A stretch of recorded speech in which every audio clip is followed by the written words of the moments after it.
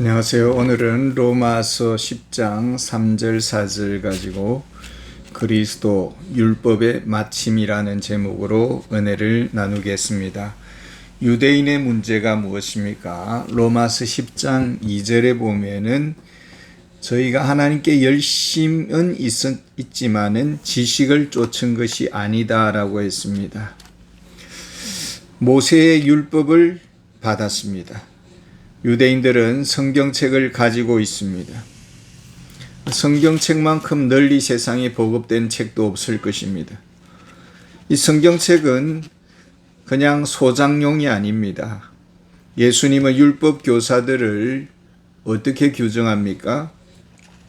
소경이 되어 소경을 인도하는 자들이다, 이렇게 말을 하고 있습니다. 성경책을 가지고는 있지만은 그 본질을 보지 못하고 있습니다. 사단의 마법에 걸려버렸습니다. 고린도후서 4장 4절에 보면은 이 세상 신이 저희들의 마음을 혼미케 했다라는 것, 믿지 아니한 자들의 마음을 혼미케 했다라는 것입니다. 율법이 지시하는 그 목표점을 보지 못하도록 마음을 흐리게 한 것이죠. 율법의 목표가 어디에 있을까요? 갈라디아서 3장 24절에 보면은 율법이 우리를 그리스도에게로 인도하는 몽학선생이 되어, 이렇게 말합니다. 소경된 인도자가 지금 성경교사로 자리에 앉아 있습니다. 그러면서 본을 보여준다고 하는데 어떤 바리새인의 기도를 들어보면은 누가복음 18장 11절에 보면은 나는 저들과 토색, 불의, 간음한 자들과 같지 아니하고 세리와 같지 아니함을 감사나이다. 이 사람의 기도를 가만히 들어보면은 자기 자랑, 하나님 날 좀 봐주세요. 내가 얼마나 이쁩니까? 내가 얼마나 깨끗하고 거룩합니까? 저를 축복해 주시고 저를 좀 높여달라는 이런 기도를 드리고 있습니다. 이런 바리새인을 예수님은 어떻게 보았습니까? 모든 행위를 사람에게 보이려고 한마디로 쇼한다라는 것. 이 사람들은 마음에 없는 행위를 한다는 것. 단지 관심을 받고 싶은 것입니다. 자기만 봐달라고 주목받고 싶고 높임받고 싶습니다. 존 웨슬레가 젊을 때에 종교적 열심이 특심이었습니다. 그래서 홀리클럽을 만들어서 성경을 모여가 성경 읽고 기도하고 그랬습니다. 근데 이것도 양에 차지 않는 것입니다. 그래서 영국에서 미국으로 그 당시에는 교통편이 발달되지 않았습니다. 그럼에도 불구하고 배를 타고 미국의 조지아 주에 가서 인디안들에게 복음을 1년 동안 전합니다. 젊음 하나로 갔습니다. 자기 자신도 구원의 확신이 있는지도 모르고, 그리고 별로 믿음도 없고 단지 열정 하나를 가지고 갔는데 전도의 열매도 하나도 없고 지쳐버리고 이제는 기쁨도 감사도 없고 영적인 낙심에 눌려 있는 것입니다. 영국으로 이제 돌아오는 길에 풍랑을 만났는데 많은 사람들이 오바이트하고 힘들어합니다. 웨슬레도 이제 목숨이 두려운 것이죠. 근데도 이 두려움을 초월해서 이 환자들, 어려운 사람들을 도와주는 그런 사람들을 보았습니다. 그러면서 자기 자신을 돌아보는 것입니다. 자신은 옥스포드 대학의 신학생입니다. 또 단기 선교사로 지금 갔다 왔습니다. 근데 이 풍랑을 만났더니 속수무책입니다. 오히려 평신도 모라비안 성도들이 이런 모든 두려움을 떨쳐버리고 다른 연약한 자들을 돕는 것을 보면서 자신의 신앙이 별로 신통치 않다는 것을 보게 된 것입니다. 유대인들은 율법을 가지고 있습니다. 율법대로 산다고 여겼습니다. 안식일을 지키고 물질로 구제하고 또 성품이 그렇게 모나지도 않고 사회생활도 잘하는데 2%가 빠졌습니다. 왠지 니고데모처럼 눌려있고 기도는 열심히 하지만 늘 부족하고 그래서 기도 시간을 또 늘리고 그랬습니다마는 마침내는 기도 시간이라는 덫에 걸려버리고 새벽 기도를 누가 만들었느냐 이렇게 말을 하고 마침내는 기도의 자리조차 나오지 않는 그런 영적인 타락을 보게 되는 것입니다. 3절에 보면 하나님의 의를 모르고 자기 의를 세우려고, 유대인들의 문제는 자기 만족적 신앙입니다. 주어지는 하나님의 의 복음을 거부합니다. 복종치 않습니다. 핍박합니다. 오히려 예수의 이름으로 말하지도 말고 가르치지도 말라고 겁박을 주고 있습니다. 율법의 목적을 몰랐습니다. 출생적으로는 유대인으로 아브라함 자손입니다. 율법 강자의 자리에 앉아서 듣는 것으로 자신들은 율법을 지금 잘 지키고 있다는 가스라이팅을 스스로 하고 있습니다. 로마서 2장 13절에는 하나님 앞에서 율법을 듣는 자가 의인이 아니고 오직 율법을 행하는 자라야 의롭다 하심을 얻으리라. 열심은 있고 자기 만족적 신앙을 가지고 있지만은 그 자리에 한계에 머물러 있습니다. 그런데 교회 안에는 믿는 이방인들이 많이 들어왔습니다. 저들은 어떤 신앙을 소유한 것입니까? 이 믿는 자들은 율법을 어떻게 이해했습니까? 율법의 요구 조건이 무엇일까요? 야고보서 2장 10절에 보면은 누구든지 온 율법을 지키다가 그 하나에 그치면은 모두 범한 자가 되나니, 열심히 다 지켰는데 한 번 잘못하면 모든 것이 도루묵이 된다는 것이죠. 율법은 100% 순종해야 된다라는 것입니다. 이 100%라는 말의 의미가 무엇일까요? 마태복음 5장 28절에 보면은 예수님이 여자를 보고 음욕을 품는 자마다 간음한 자다. 이것은 심리적으로, 생각으로, 영적으로 조금이라도 흠결이 있으면은 자격 미달이고 천국에 가지 못한다, 이 말이 되는 것입니다. 10계명에서 10번째 계명이 무엇입니까? 출애굽기 20장 17절에 보면 이웃의 것을, 집을 탐내지 말라 이렇게 말해요. 탐내지 말라. 사람의 마음속에 이미 욕심이 있습니다. 언제부터 이 욕심이 생겼습니까? 에베소서 2장 3절에 보면 우리가 본질상 진노의 자녀다. 출생부터가 이미 욕심의 병을 가지고 태어나는 것입니다.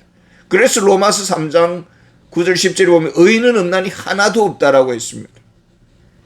인간은 죄인입니다. 인간은 타락했습니다라는 이 말에 두 가지 반응이 나타납니다. 한마디로 하나는 성선설주의자입니다.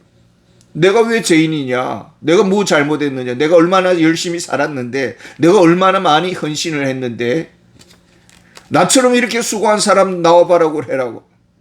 이렇게 하면서 죄인이라는 말에 발끈합니다. 그런데 자신이 본질상 죄인이고 타락한 자이라는 것을 아는 사람은 어떻게 말을 합니까? 사도행전 2장 37절 말씀 보면은 말을 듣고, 베드로의 말을 듣고 저희들이 마음에 찔려서 우리가 어찌할꼬 이렇게 나옵니다. 자신이 죄인임을 아는 것은 은혜입니다. 사도 바울은 자기 자신을 가리켜서 오라 나는 공고한 자라 이렇게 말해요. 이 사망의 몸에서 누가 나를 건져내? 내가 죄인 중에 괴수다 이렇게 말을 했습니다. 율법의 거울 앞에서 영적으로 심리적으로 볼 때에 나는 죄인이고 구원받을 가능성이 전혀 없습니다. 자기 부정, 자기 환멸, 자기 절망을 보고서 내가 어찌할꼬 이렇게 외치는 것입니다. 이것은 힘으로도 되지 않냐고 능으로도 되지 않냐고 하나님의 은혜가 임해야 되는 것입니다. 그래서 하나님의 은혜가 어떻게 임했습니까? 로마서 10장 4절에 보면은 그리스도는 모든 믿는 자에게 의를 이루기 위하여 율법의 마침이 되시니라. 하나님이 어떻게 하셨습니까? 이 율법 문제를 어떻게 처리하셨습니까? 갈라디아서 4장 4절에 보면은 하나님이 그 아들을 율법 아래 나게 하셨다 했습니다. 율법 아래 놨다라는 뜻이 무엇입니까? 빌립보서 2장 6절 7절에 보면은 그는 본래 하나님이시다. 그 하나님의 본체시다라고 했습니다. 하나님이 사람이 되셨습니다. 그리고 말구유에 태어나시고 가난한 목수의 집안에서 성장했습니다. 세례 요한에게 세례를 받았습니다. 율법 아래에서 어떻게 사셨습니까? 인자가 온 것은 섬기러 왔다라고 했습니다. 세례요한은 예수님을 가리켜서 세상 죄를 지고 가는 하나님의 어린 양이로다. 예수님께서 이 율법적 세상살이를 어떻게 지냈습니까? 히브리서 4장 15절에 보면은 한결같이 시험을 받았지만은 죄는 없으시니라 했습니다.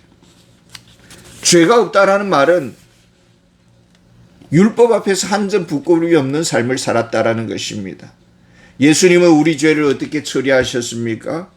우리를 대신하여 하나님께서 그에게 죄를 삼으셨습니다. 흠없는 어린 양에게 예수 그리스도에게 죄를 모두 담당케 하셨습니다. 어느 정도 죄를 담당하게 하셨습니까? 예수님이 십자가 위에서 다 이루었다. 영적으로, 심리적으로, 마음으로 범한 죄까지도, 행위로 범한 죄까지도, 입술로 실수로 이 모든 것까지도 다 예수님께서 지불 완료했다. 하나님의 피로서 모든 죄값을 지불했습니다. 믿는 자에게 어떤 은혜가 임했습니까? 믿는 자에게는, 예수 그리스도 안에 있는 자에게는 결코 정죄함이 없느니라. 율법의 형벌을 제거해 주셨습니다. 진리가 너희를 자유케 하리라. 누구로부터? 자유를 주신 분이 누구입니까? 아들이 너희를 자유케 하면 너희가 참으로 자유하리라. 우리가 받은 자유는 어떤 자유입니까? 율법의 멍에로부터의 자유입니다. 율법의 멍에로부터. 그래서 예수님께서 수고하고 무거운 짐진 자들아 다 내게로 오라고 했습니다. 지금 제가 중요한 말씀을 드리고자 합니다. 많은 사람들이 하나님을 믿습니다. 하나님을 안다고 하고 하나님의 사랑이시라고 합니다. 그 사랑의 증거로서 그리스도를 보내주셨다라고 합니다. 그리스도는 우리에게 천국으로 가는 길을 진리를 깨우쳐 주기 위해서 교사로 오셨다라는 것입니다. 그래서 그 가르침을 깨닫기 위해서 열심히 성경을 읽고 또 성경 공부도 하고 성경 백독하고 성경 필사하고 그리스도를 본받기 위해서 좁은 길을 걸어가고 낮은 자리에 임하고 빈민굴에 가서 가난한 자들과 고난의 삶을 삽니다. 그러다가 나중에 지쳐버립니다. 그리고는 사람들이 조금 나태하고 태만하면은 양심이 또 말을 합니다. 왜 그렇게 사느냐? 왜 열심히 살지 않느냐? 왜 초심을 잃어버렸느냐?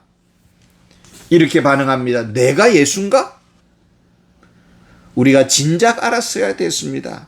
나는 예수가 아닙니다. 나는 작은 예수도 아닙니다. 우리는 예수님이 주신 율법의 멍에에서 자유를 누릴 뿐입니다. 우리는 예수님을 의지하고 믿을 뿐입니다. 십자가로 율법의 사슬에서 풀려났습니다. 우리는 그저 감사할 뿐입니다. 이것이 믿음 생활입니다. 그리스도를 믿는 자는 어떻게 사는 것입니까? 더 이상 그러면 율법을 지킬 필요가 없겠네요.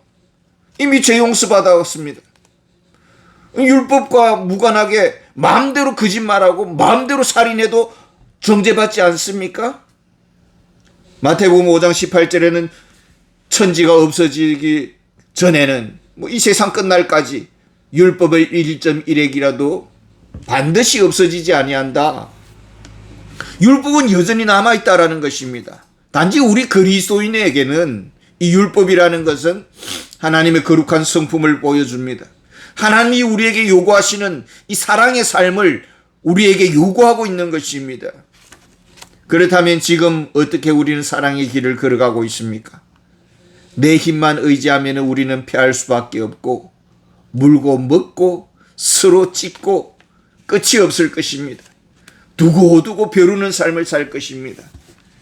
입술로는 사랑을 노래하지만은 실천적 무신론자로 그렇게 살아갈 것입니다. 우리가 어떻게 살아가야 할까요? 로마서 8장 4절에 보면은 영을 쫓아 행하는 우리에게 율법의 요구를 이루어지게 하리라 이렇게 말씀하셨습니다. 감사합니다.